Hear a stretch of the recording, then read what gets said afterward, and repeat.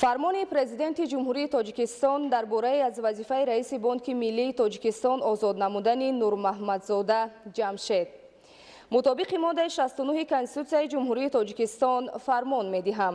Нурмаҳмадзода Ҷамшед бо сабаби ба кори дигар гузаштанаш аз вазифаи Раиси Бонки миллии Тоҷикистон озод карда шавад. фармони мазкур барои тасдиқ ба Маҷлиси намояндагони Маҷлиси Олии Ҷумҳурии Тоҷикистон пешниҳод карда шавад.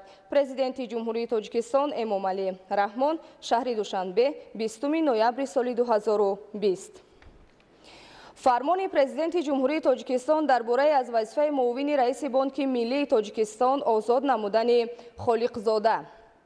мутобиқи моддаи 69 Конститутсияи Ҷумҳурии Тоҷикистон фармон медиҳам.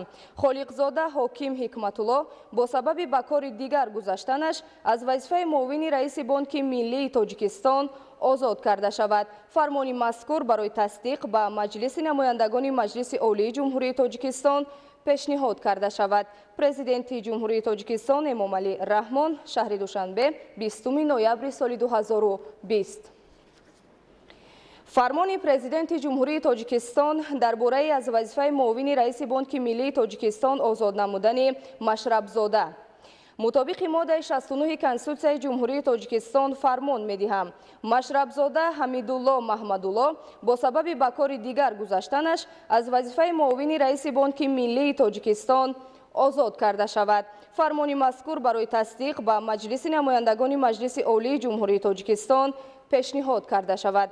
Президенти Ҷумҳурии Тоҷикистон Эмомалӣ Раҳмон шаҳри Душанбе 20 ноябри соли 2020. қарори ҳукумати Ҷумҳурии Тоҷикистон аз 20 ноябри соли 2020 дар бораи аз вазифаи директори агентии стандартизатсия, метрология, сертификатсия ва нозироти савдои назди ҳукумати Ҷумҳурии Тоҷикистон озод намудани Давлатзода. ҳукумати Ҷумҳурии Тоҷикистон қарор мекунад Давлатзода Қудрат Қамбар бо сабаби ба кори дигар гузаштанаш аз вазифаи директори агентии стандартизатсия, метрология, сертификатсия ва нозироти савдои назди ҳукумати Ҷумҳурии Тоҷикистон озод карда шавад. раиси ҳукумати Ҷумҳурии Тоҷикистон Эмомалӣ Раҳмон. қарори ҳукумати Ҷумҳурии Тоҷикистон аз 20 ноябри соли 2020 дар бораи аз вазифаи директори Донишгоҳи техникии Тоҷикистон ба номи академик Муҳаммад Осимӣ озод намудани Одиназода.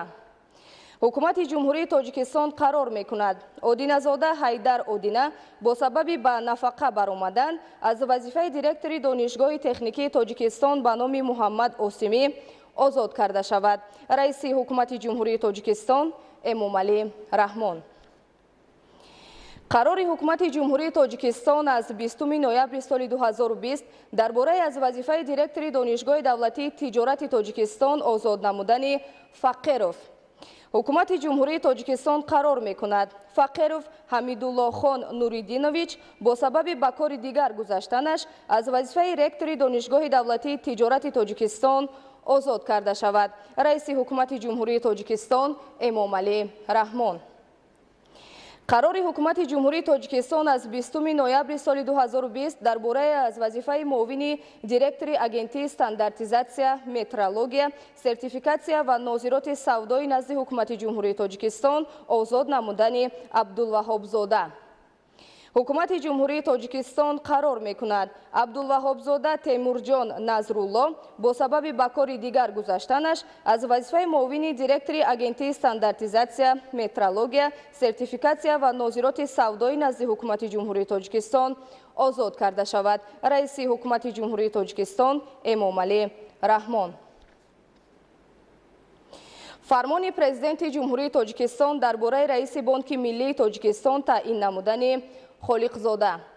мутобиқи моддаи 69 Конститутсияи Ҷумҳурии Тоҷикистон фармон медиҳам.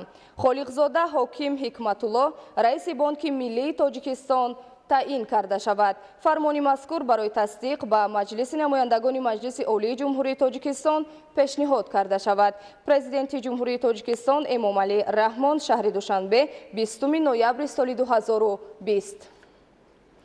қарори ҳукумати ҷумҳурии Тоҷикистон аз 20 ноябри соли 2020 дар бораи директори агентии стандартизатсия, метрология, сертификатсия ва нозироти савдои назди ҳукумати ҷумҳурии Тоҷикистон таъин намудани Абдулваҳобзода. ҳукумати ҷумҳурии Тоҷикистон қарор мекунад Абдулваҳобзода Темурҷон Назрулло, директори агентии стандартизатсия, метрология, сертификатсия ва нозироти савдои назди ҳукумати ҷумҳурии Тоҷикистон таъин карда шавад. раиси ҳукумати ҷумҳурии Тоҷикистон Эмомалӣ Раҳмон. қарори ҳукумати ҷумҳурии Тоҷикистон аз 20 ноябри соли 2020 дар бораи ректори донишгоҳи техникии Тоҷикистон ба номи академик Муҳаммад Осимӣ таъин намудани Давлатзода. ҳукумати ҷумҳурии Тоҷикистон қарор мекунад Давлатзода Қудрат Қамбар, ректори донишгоҳи техникии Тоҷикистон ба номи Муҳаммад Осимӣ таъин карда шавад. раиси ҳукумати ҷумҳурии Тоҷикистон Эмомалӣ Раҳмон. қарори ҳукумати ҷумҳурии Тоҷикистон аз 20 ноябри соли 2020 дар бораи ректори донишгоҳи давлатии тиҷорати Тоҷикистон таъин намудани Қурбонзода.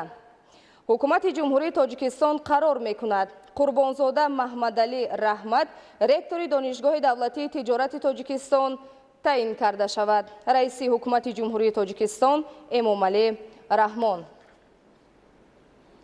қарори ҳукумати ҷумҳурии Тоҷикистон аз 20 ноябри соли 2020 дар бораи муовини якуми раиси раёсати корхонаи воҳиди давлатии Бонки саноативу содиротии Тоҷикистон Саноатсодиротбонк таъин намудани Ғарибшоҳзода.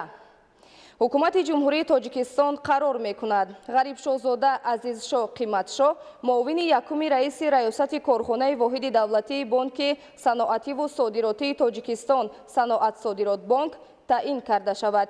раиси ҳукумати ҷумҳурии Тоҷикистон Эмомалӣ Раҳмон.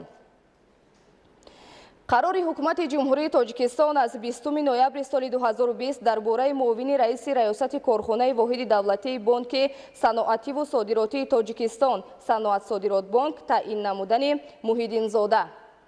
ҳукумати ҷумҳурии Тоҷикистон қарор мекунад Муҳиддинзода Шуҳрат Фаридун, муовини раиси раёсати корхонаи воҳиди давлатии Бонки саноативу содиротии Тоҷикистон Саноатсодиротбонк таъин карда шавад. раиси ҳукумати ҷумҳурии Тоҷикистон Эмомалӣ Раҳмон. қарори ҳукумати ҷумҳурии Тоҷикистон аз 20 ноябри соли 2020 дар бораи муовини директори агентии таъиноти амволи махсуси назди ҳукумати ҷумҳурии Тоҷикистон таъин намудани Мусозода. ҳукумати ҷумҳурии Тоҷикистон қарор мекунад Мусозода Нусратулло Носир, муовини директори агентии таъиноти амволи махсуси назди ҳукумати ҷумҳурии Тоҷикистон таъин карда шавад. раиси ҳукумати ҷумҳурии Тоҷикистон Эмомалӣ Раҳмон.